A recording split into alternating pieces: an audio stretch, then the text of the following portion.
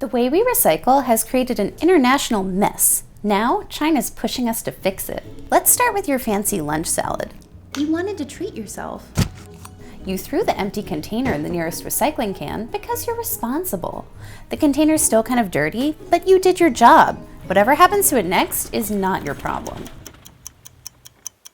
But in case you've been wondering, here's what does happen to it. At the recycling sorting facility, it gets separated from glass, paper, cans, and other plastics, and then it's hauled over to the nearest port and shipped off to China.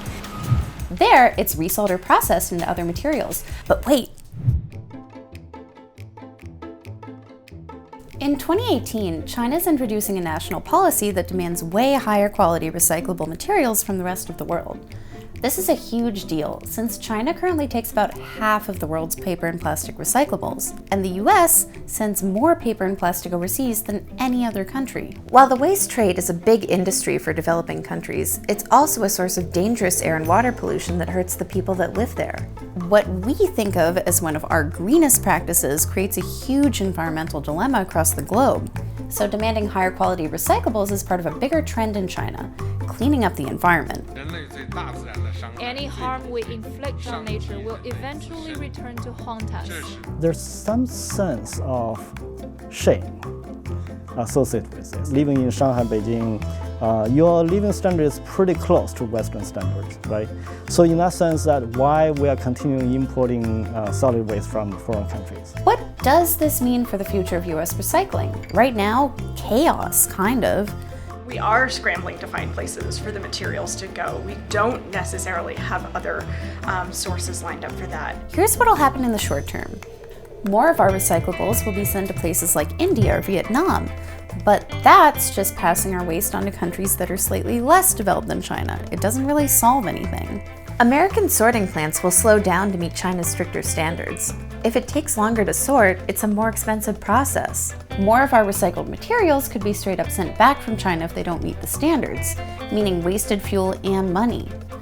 Worst case scenario, all that rejected recycling goes straight to the garbage, meaning more trash in our landfills. Some are seeing this as an opportunity to fix some fundamental flaws in our system. The US needs to build more and better recycling plants, and our recycling policy needs to prioritize quality over quantity. At first, municipalities were just trying to get people to recycle as much as possible. But now that it's a part of our daily lives, we need to recycle better, which brings us back to the salad container. First, let's be real. You actually didn't know whether or not that container was recyclable, and it was still dirty. That basically makes it a huge pain in the ass for the recycling sorting facility.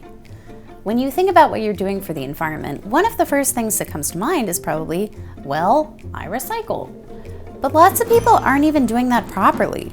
It's the wishful recyclers who can cause the most problems.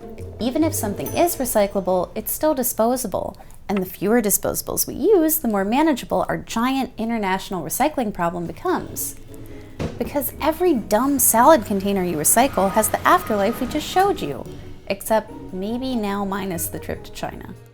So what's the weirdest thing you heard of getting put in the recycling? Yeah, well, one guy said he found a zebra head in the recycling.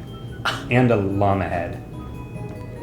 Wishful recycling is a real problem.